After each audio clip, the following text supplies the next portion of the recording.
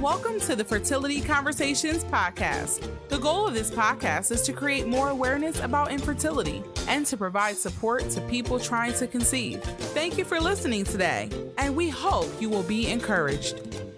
And now, here is your host, Ola.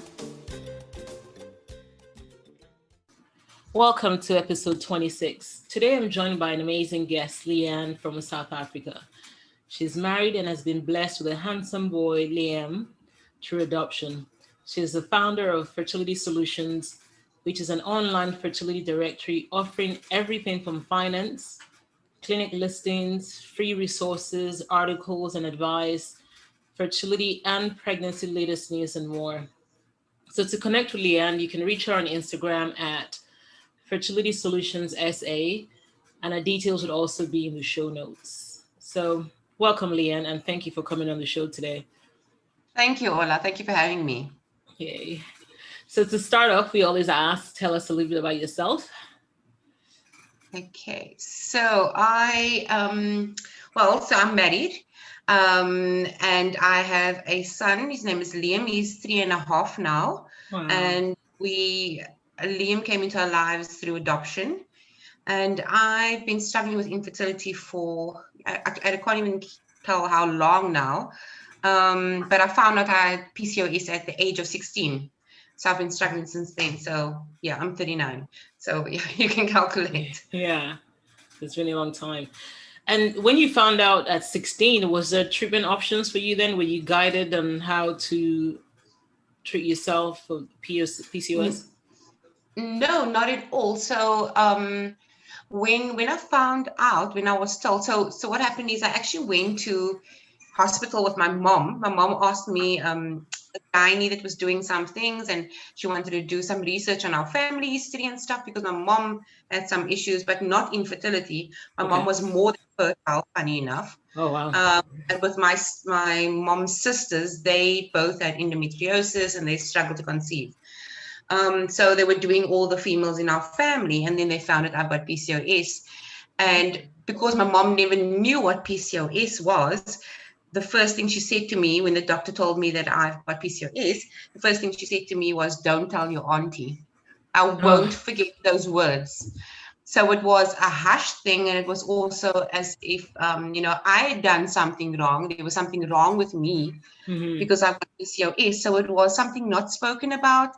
And obviously I never got the indication from that point on, this is what PCOS means, and this is what I need to start doing now. I never had that. Oh, wow. Well, thankfully you're not creating awareness about PCOS, and so that the younger generation can have some kind of a better understanding of what it is and how to manage it as well. That's so thank you for that. Was there a particular time that you knew that you wanted to be a mom? So yeah, when I turned, after I had my first miscarriage at 21, I think immediately afterwards I realized, I think I had that feeling, even though I thought I was young, I was excited to basically know that, I felt pregnant. I can't wait for this to actually happen again. Right. So, I think from very young, like 23, 24, I was ready. Like, I want to be a mom now. Mm-hmm. I'm so sorry about your loss. Thank you.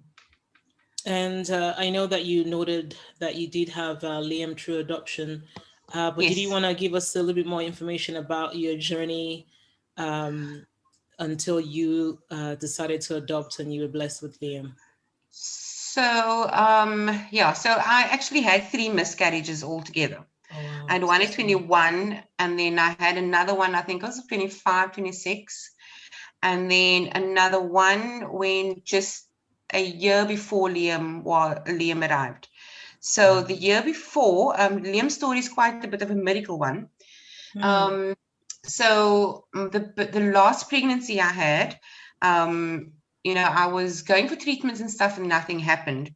And then I just forgot about it, and I was like, I'm done with this. I'm moving on. I'm not going to go through this again.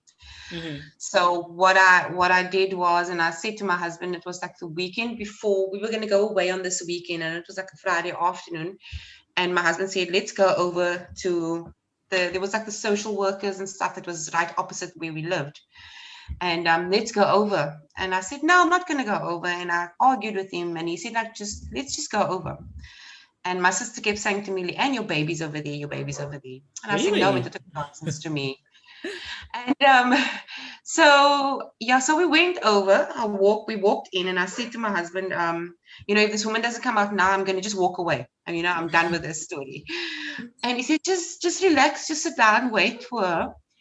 And eventually she calls us and she says, come in and how can I help you? And I said, look, we would like to look at adopting or fostering kids and or a kid.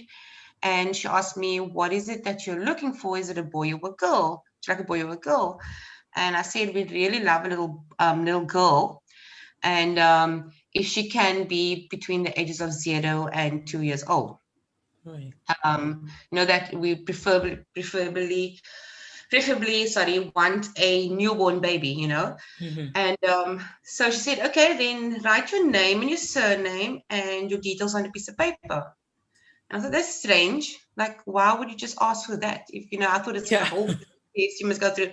Why do I just need to write my details? Okay, fine, we'll do it. And she looked at me and she's like, it's almost like you were sent. And I thought, okay, weird. And she says, but your name sounds familiar. You guys, you sound familiar.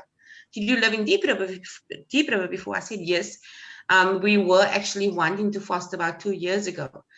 Okay. And then she said, okay, fine. Just write your details down. And then, I'll speak to you guys again soon. And we left and forgot about it. But prior to that, I had the last miscarriage, and that baby was due to be born on the 5th of May that year. And it was the same year. That baby was due to be born on the 5th of May, and unfortunately, I had the miscarriage. And the reason why I remember the date so well is I phoned my aunt when I found I'm pregnant, and I went for the scan and everything. And my aunt said to me, her birthday was the 7th of May. And she says, you don't give birth before the 7th of May. You know what they're like. Yeah. So you don't give birth before the 7th of May. You keep that baby. And I said, no, but I can't say. But, when baby comes, and it's the 5th of May, you.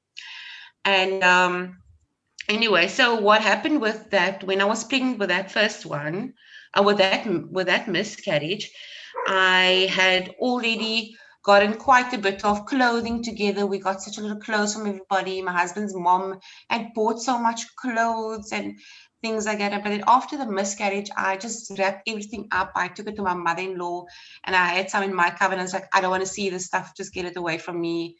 Because I was so upset, Yeah. And I was, at the time, I was so, when I was going through that pregnancy, I've never felt closer to God through that time. When just while I was pregnant, I felt like I was at my peak of my faith, and I just prayed to God all the time, and I thanked Him for everything, because I just finally He's given me what I wanted. And with that miscarriage, what happened was I was actually on my knees at the front of the church praying. Wow. And someone came behind me, a lady, and she said to me, Leigh-Ann, I think you need to go to the toilet, because I think you messed on yourself. And then I turned around and I said, no, I think I'm having a miscarriage. And basically had it in the church. So that was that. I'm going a bit off point. No. And so what happened was with Liam's story, so we'd gone to the social worker, we wrote down our details, and we forgot about it. And 2 weeks went on, and the one day I was just feeling so despondent. I was at the office and I was feeling despondent, and I was like, my baby would have been born now, and that type of thing. I was upset and I was sad and everything. And I just stood there and I prayed and I said, Lord, I've never said a prayer like that, so I don't know where this prayer comes from. And I said, Lord, wherever my child is, you keep my baby safe. Wow. I will never forget that moment. I was standing on the balcony. I'm standing outside and I'm talking and I'm saying, wherever my baby is, and you keep that mother holding my baby safe. You keep them safe. And I prayed, if it's a girl or a boy. And I walked in and there was like this, I don't know, because I couldn't understand where that pity came from. You know, I didn't really think of adopting. I was like, yeah, we went over to the social worker, but I forgot about that, completely forgot about it. And yeah, a few days later, it was a Monday afternoon at 2:00, my mom got a call trying to get hold of me. And she said, somebody called about a baby that needs a home. This baby's been abandoned at a hospital. He is 10 days old. He's completely healthy, and it's emergency. They need to get him out of the hospital because he's laying amongst babies that are sick and could potentially get him sick. So they need to get him away. And my mom immediately said, yes, you know, she's taking it. Not asking me, like, yes, and we'll take the baby. And we'll take the baby. And eventually, so I phoned the social worker. And I said to her, I just got a call, and she said, yes, I've got a little baby boy. He doesn't have a name yet. He's, I won't mention the surname, but yeah, this is his surname and stuff. I never asked what color the baby is. I never asked if the baby has all four, all like arms and legs, or if there's anything wrong. Nothing. I just said, yes, I'm taking the baby. I don't care what or whatever, I'm taking this baby. Wow. So that was the Monday. The Wednesday, so I'm like, okay, so now what's happening? I don't want to tell anybody because I'm so used to being disappointed through everything that you don't want to share this news with anybody. But I couldn't contain myself at the office, and I thought myself, okay, fine, this is going to be okay. So the Wednesday night, the social worker comes to us and she fills in paperwork and she says, okay, fine. I said, okay, so what is going to happen? Are we going to get this baby? What do I need to do? So I've got nothing. I've got no clothes, no blankets, no baby bed, no nothing. And we need to go fetch this baby on Thursday. So this is that was Tuesday she came to us. Wednesday, so I said, like, so do we go and buy stuff now or whatever's happening? The Wednesday we go out and we go and buy everything we need. My husband's mom, my husband's mom and dad, they just got baby bottles and all the formula, everything. They just bought everything, and we were buying whatever we could buy. And then she said to me, there's lots of clothes there, you need to come and check. So if you can recall, I said, I want a baby girl. Yeah. And then we went to go and fetch all the clothes in the bags, never opened the bags, got home. And so now we need to unpack and see what all we need, what all we got and what all we need. There wasn't one pink item in that bag, not one. Wow. Every item of clothing in those bags were blue and for a boy. So we're like, how do you buy that, even though you're asking for a girl? I don't know how that happened. I completely didn't understand. So if that wasn't all, my son, Liam, was born on the 5th of May. He was born on the 5th of May, 2017, exactly a year later from when my son or daughter that I had miscarried was supposed to have been born. That's exactly amazing. A year later. So yeah, that's my miracle. Wow. Yeah, so my husband's saying through all this is he was born for us and not from us. He was born for us. So he saw it, and the day I saw him, he was beautiful. I thought, I've never seen such a beautiful child in my life. He was perfect. I mean, I didn't even see him before then. I only saw him on the day that I met him, and I bawled my eyes out. I could not stop crying. I could not stop just looking at him. Everybody came past and I said, he's beautiful, isn't he beautiful? He's just so beautiful. And the judge just said to us, okay, I'm going to give you a couple of minutes to calm down so that you can sit and just sit with your baby and stuff. But yeah, and he's still a miracle today. I mean, he's the biggest blessing we've ever had.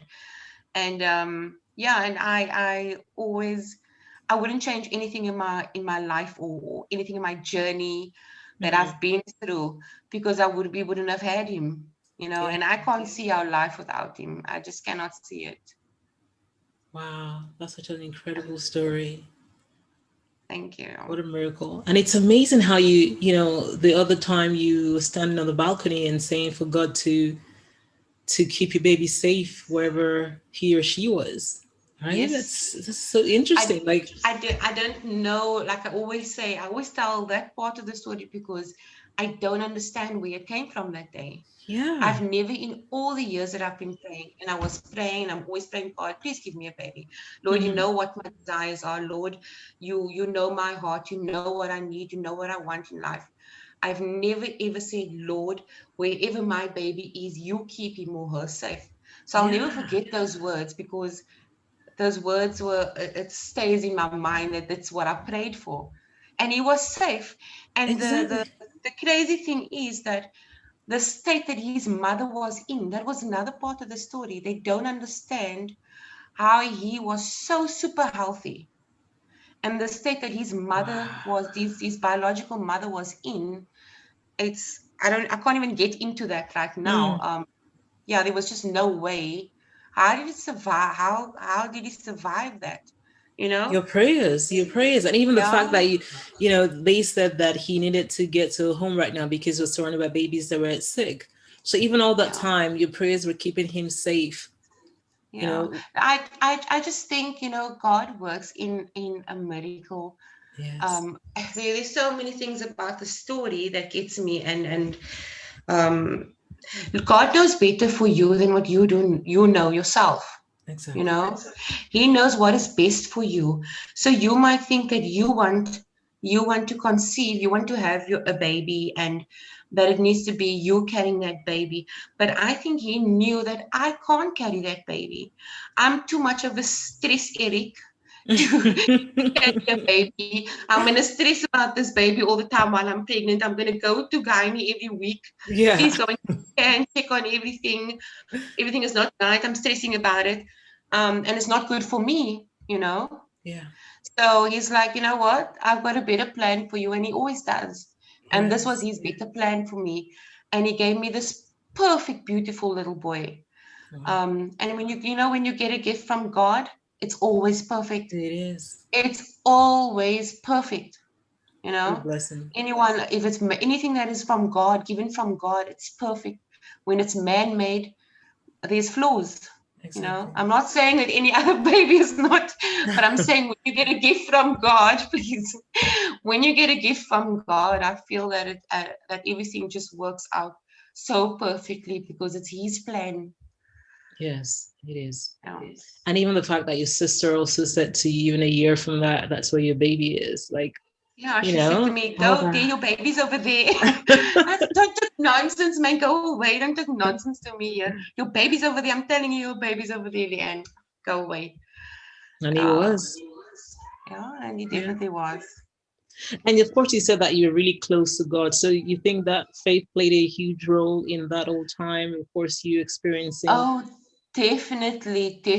My faith was, there was a time after the pregnancy, after the miscarriage, it was shaken a bit. I never went to church for a little bit because I felt like, Lord, I was praising you. I was doing everything right. I was doing everything I did everything that you wanted me to do. I give to the needy. Everybody knows me for doing that. I will give you my. Sorry, it's my dogs. It's okay. You can edit that part out. But I'm always giving to everybody. I'm always helping everybody. I'm always doing things for people. Why would you do this to me? My faith is there. I believe in you. I talk about you. I preach about you. Why should I go through this? But it was just because that it was like he was trying to tell me, you need to have faith. Where's your faith in me? I thought that my faith was, strong enough, but yeah, he showed me that he's got a plan for me. And your faith does play a huge role in this. Yes. Definitely. It does. In God. And we're so thankful for your wonderful blessing, Liam. Yeah, Sounds definitely. amazing. And if you had to, because of course, I'm sure you know how in our culture, adoption is not something we usually consider early enough. So if someone lists, like, what do you think what would you like people to know about adoption? What do you wish more people knew? Adoption is such a blessing. It wasn't my first choice. And I think, so this is what I'm trying to create by Fertility Solutions, is to tell people out there that there are options where not only adoption. So in our culture, being I'm a colored, I always feel that coloreds and blacks and Africans, we don't have enough information out there. You know, when I was going through this journey, I struggled to find information on what to do next. My only thought was, the only thing I knew is I must go see a gynae. Yeah. I didn't know that I can actually go and see a fertility specialist. I can go and see a dietitian because of my PCOS problems. There is the adoption agency, so I can go and foster a baby and all these things. Those options weren't there for me because we weren't informed about it and weren't educated enough about it. And anybody that wanting to do adoption, it's I will say, just, go for it. If God has a plan for us, again, if that is what he wants us to do, and if it's pulling at you, go for it, definitely. And to be honest, we're actually thinking of trying to find Liam a brother or a little sister, actually a little sister this time. And so we are definitely considering it again. I know, even though I do have the options, and know now that I can go for fertility treatments and all these things, it's like, you know what? I think there are so many babies out there that needs homes and needs the love. And somebody dealing with infertility, and been struggling to have a baby for so long, I think you'd be the best parent out there. You'd give that baby so much love because you've been struggling so long. Yeah. So I think people dealing with infertility is definitely the best combination for a baby needing a home and somebody needing a little baby. So yeah, definitely go ahead. Well said. And of course, even talking a little bit more about adoption and the fact that we don't consider it as early enough. You know that in our culture, many times I think adoption has always been in our culture, right? Because many of us know aunties, uncles, or even just a family friend of the mom or dad that comes home and lives with us from when they're young till they're older. So it's not an actual legal adoption, but that's where they live. That's who they consider as their family. So lots of people are used to being raised by other families, and knowing that, why is it that we still don't consider it more, and why isn't there much more awareness about the option? I don't understand, because even still in my culture, it's still not it's okay if your cousin come and stay by you, it's fine. But it's not, and that's fine. So everybody looks at it, okay, no, it's normal, your cousin is living by you because that happened or this happened, whatever. But when it comes to actually adopting, it's still frowned upon in our culture. It's still about, but why do you want to adopt? Why can't you have your own child? But they don't understand what you are going through to try and have a child. And then now somebody said something to me the other day, a couple of weeks ago. Why don't you try and have your own baby? Wow. So I said, Liam's my baby. He's my own baby. I'm his mother. There is no other mother. There is no other father. He's mine. Because if he's not my baby, then whose baby is he? I said, he's nobody's my baby. So he is my own baby. So whether it's adoption, whether you have a baby through adoption, whether it's through IVF or IUI, or whichever way you want to have a baby, or naturally, you're still a mother, and your baby is still your baby, So it's definitely still frowned upon. But I think the more we do the things we are doing, Ola, educating people and getting the awareness out there, the more and more it's going to become, it's okay to do what we're doing. Exactly. It's okay to adopt. That's just our decision. That's just how we're doing it, how we're becoming parents. Well said. And have you had questions from, again, you noted a question from someone just a few weeks ago. Have you had questions from strangers asking, oh, who does it look like? Does it look like you, or does it look like his dad, or, just random questions from strangers like that? So we've heard it, especially in the beginning. Oh, he looks so much like his dad, eh? Because his dad is very light of complexion. Mm-hmm. So what makes it really cool is that I'm dark skinned. My husband's very light skinned, and he's in between. Wow. So yeah, it's like everything was just perfect with this boy. And he's like smack bang in between the two of us. So everybody's like, oh, it's just like you when he just came into our lives. Everyone said, oh, he looks just like his dad. Eh? So I said, yep, he looks just like his dad. Yes, I didn't say anything. And then, yes, he looks like his dad. And now everyone's like, oh, he looks so much like you, Leigh-Ann. He's definitely becoming just like you. And he's got all your mannerisms. Yep, he's just like me. He's like his mama. So that's fine. Yeah, and sometimes I even like telling after people's met him and everything, and they say, he looks like you, he looks like the dad and stuff. And I say, Liam is actually adopted little boy. But I say it because I like to tell people that I like to tell his story about what a miracle he is. Such a beautiful story. Yeah, and the story is just so amazing. It's my way of also praising God for bringing this little miracle into my life. So yeah, I love sharing the story. That's wonderful. Yeah. Thank you for keep the awareness going, letting people know options are available. And then some people, I'm sure you might have heard the same. Some people can make comments like, "Oh, I don't think I can love a child that adopts as much as mine," or things like that. So there's someone listening out there that's considering adoption. What do you say to that, to those kind of comments? Or there is no way possible I could love this boy even a little bit more, even more than what I already love him. You from that moment, you at no point do you feel he's adopted. I don't even know why. So I don't go and introduce him as, this is Liam, my adopted son. Right. I never say, this is Liam, my adopted son. This is Liam, our son. Yeah. Because he's my son.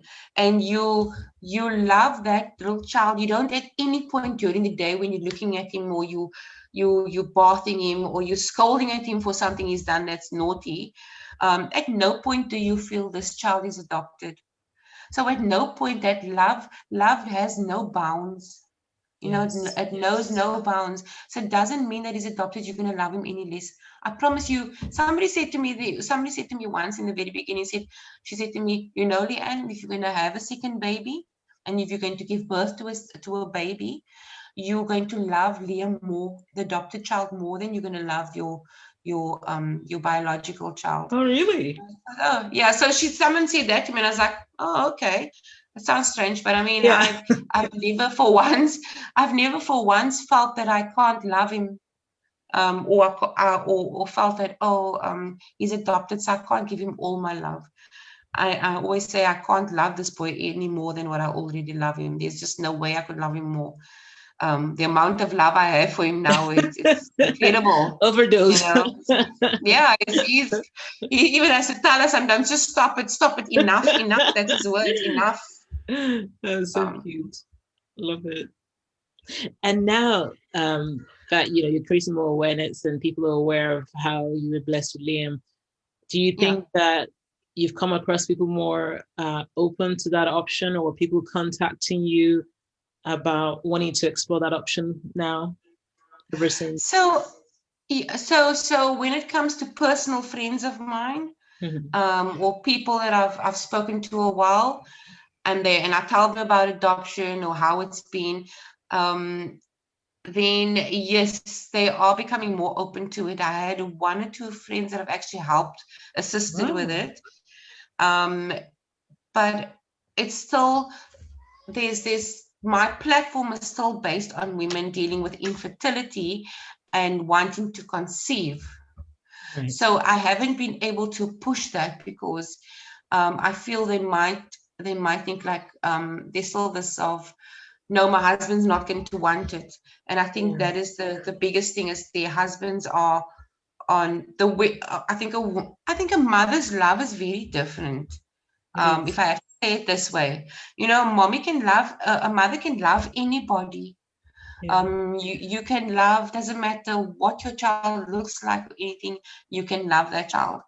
But the dad, there's always this talk that the father won't accept or the daddy won't accept, so they can't even think of that.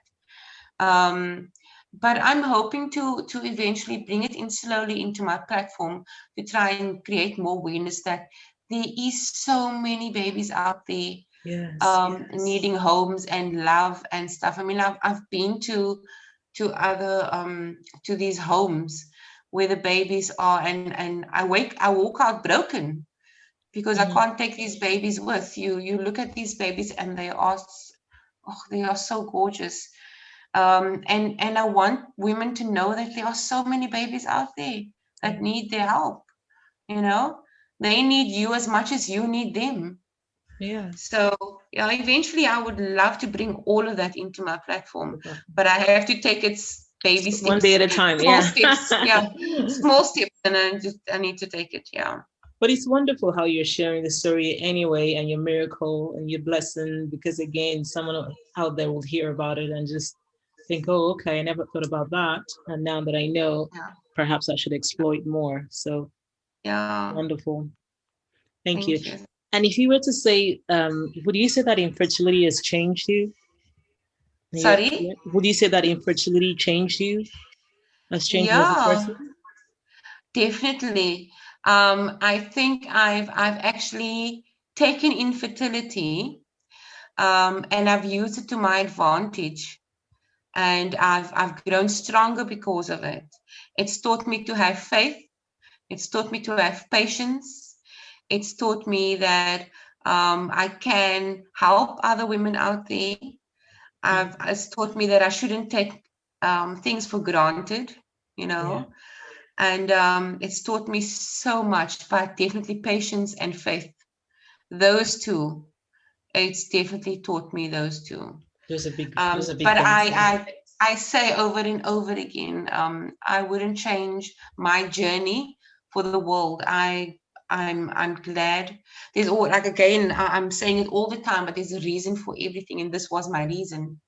The not being able to conceive and things like that, and having the miscarriages, there was a reason behind all of this, so that I could be there and create awareness for other women, help other women out there, and just use it to help other women, and also be able to adopt a little boy that needed me, that you needed as well.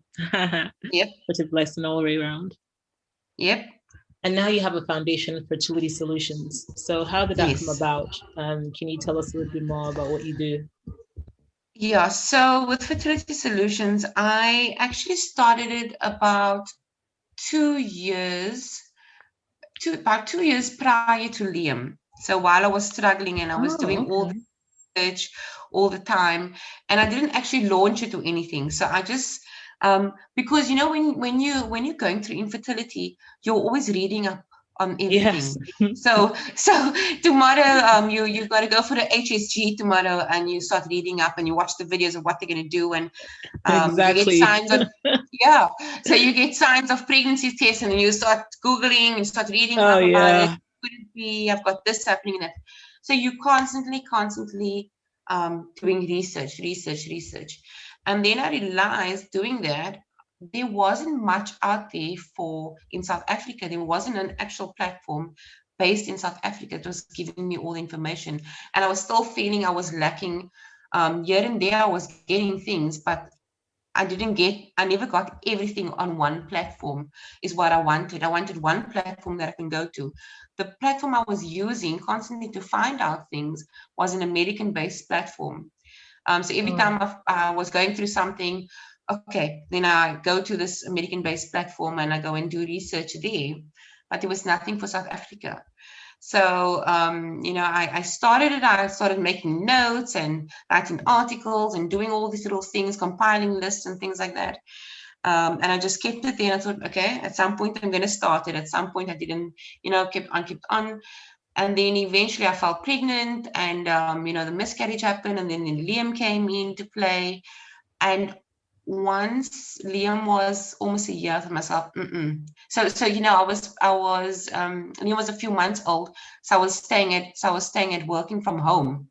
And I thought, okay, this is my opportunity. Now I'm starting it. And that's when I started. So, so it's only been live for just over a year and a half, and it's just basically to educate women around infertility, and give them all the information that they need and help and stuff, and telling them that they need to just you need to start early. Don't wait until the last minute, until you're too old to do anything. And there is help out there. There's so much help out there, but we just need to be informed more. So we keep on trying to inform these women. Yeah, and you're doing a really great job. Your website is so detailed. There's so much Thank you on there. So well done. Thank you. Raising awareness. And I know we spoke earlier about PCOS and how there wasn't a lot of awareness when you were growing up. Has that changed now, do you think? I'm seeing a lot more about PCOS that I didn't even know about. Okay, that's great. So every day I'm doing, on Fridays I do the fertility talk, and on Wednesdays I do the real women, real stories, and I do the health talks on Wednesday on Instagram. Okay. And every time we have someone speaking about PCOS, so every Wednesday when we have, or on the weekend, on the Fridays when we have someone talking about PCOS, I'm actually learning a lot more, things that I never knew about. Even the hypertension, the high blood, and the diabetes, and all these things that's going on, as things that I'm actually, as I'm going along, I'm also learning about, So there was definitely nothing out there, or there was very little out there about PCOS that I'm finding about. I'm thinking things are just being spoken about more. And I think things are really blowing up in South Africa, especially. There's just so much more information, and people realizing that there is help for them, these women walking around. I mean, these days it's like I look at somebody and I'm like, you've got PCOS and you probably don't even know about it. Wow. Because that's how I'm like, there's all these telltale signs on a woman. I'm not saying it is, because I'm not a doctor, I cannot diagnose, but there's all these tells. You're learning about all these things, and you can actually see it out there, but these women don't know about it. And the more we just keep on doing what we are doing, more women are going to actually learn about it. Yeah, which is great, right? Because it's like that things are changing now. People are talking more. I mean, even just our parents' generations, people didn't speak as much as we are right now. So we're definitely raising much more awareness. And we know that hopefully it'll be better for even the future generations. You'll have it much more easier. So do you remember when I started, when you asked me the questions in the beginning, I said to you I was diagnosed at 16 years old. Yeah. And my mom said to me, don't tell your auntie. So I mustn't tell anybody, because it was taboo. You're not allowed to talk about it. It's a shameful thing. You did something wrong. Yeah. So that was the whole stigma that was put onto you, like you did something wrong. I remember when I met my husband, I said to him, I will never be able to have children because I've got PCOS, because this was the only thing I was told. I was told that you're going to struggle to have babies, and that's it. You've got PCOS, so there you go, bye, on your way. So that is exactly what I was told. And that is why I thought to myself, I need to do something about this. I need to create awareness and educate people on what it is. You can do something.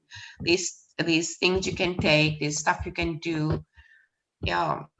And you think of how much shame, and you were so young and you just thought, oh wow, why has this happened to me, and what have I done? Yeah. And in reality, yeah, definitely. Yeah. And again, it wasn't their fault. It was just that's the way things were back then. That's right. So, and we are changing that and hoping that we keep on changing for the better. That's right. So, having gone through your journey so far now, what do you think you will tell 20-year-old Leigh-Ann? Wow. I tell her to eat healthy. First of all, it's eat healthy. Definitely eat healthy. exercise, eat healthy, and educate yourself even more. Educate yourself on what it is, the problem is, and start early. Your fertility journey should start early. You were 20 years old, go for it. If you want to have a baby, go for it. You know, you always say, oh no, she's too young, she's 20 years old, she's not allowed to have a baby after 21. Before 21, you cannot have a baby in our culture. You know, that's what it's like. Exactly.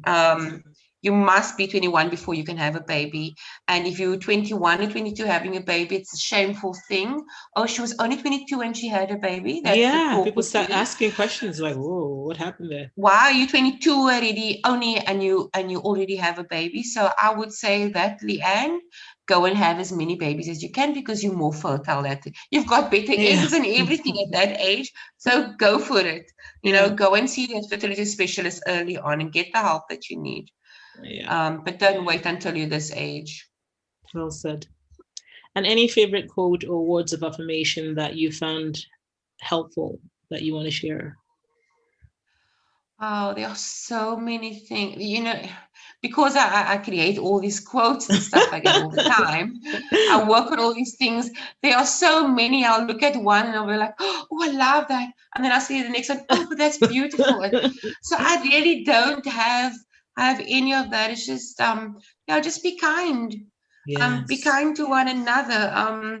That's a big one. And I love, and I love speaking to women from other platforms doing the same that I'm doing. Because it's you know, you like the sisterhood. It's somebody that you could finally speak to, that understands what you're going through, understand what you're trying to do. There are other women out there that usually, how can I say, they treat us bad because we're suffering from infertility. Oh, why don't you have a baby? What's wrong with you? When you're getting older, blah, blah, blah, blah, blah. They would say to you. But when you get to speak to women that's going through the same thing that you are doing or you are going through, they understand you. So be kind to those women. And because we all want to do the same, you know, trying to do exactly the same thing. So wonderful. Because I mean, I've had my fair share of women trying to go at me. That's, you know, also in the industry and stuff like that. Oh, wow. So I was very saddened. I was like, a few weeks ago, I was so saddened by it, and I was like, and I just said to her, you know, we all got the same thing in mind. Exactly. We're all trying to create awareness. Why should we do this? We go through all of this all the time through our infertility journey. We have to deal with this. Why do we still want to do this to each other? It's not right. Yes. But I thought myself, you know what? It's okay. That's probably how they are. So leave it there. We definitely need to be more united and work together. Like you said, we have the same goal. Same goal. There's nothing different about us. We all got that same goal. Yes. And you said so much inspiring and insightful things, Leigh-Ann. It's really been a blessing speaking with you. And as a wrap up, do you have any words of advice for any other person out there, either single or a couple considering adoption? You know, all I would want to say to them is, if you are considering it, please do it. Please do it. Your heart will be so full. You would feel, and the joy that it's going to give you, it's unbelievable. The joy and the blessings and the amount of joy that child is going to bring into your lives for years to come. It's just such a blessing. I would do it over and over. If I had the choice I would do it over and over and over again, which I'm going to do. So please just go and do it. You won't be disappointed. Let me tell you that. You will not feel this an ounce of disappointment after going through adoption. Thank you so much, Leigh-Ann, for coming on the show today.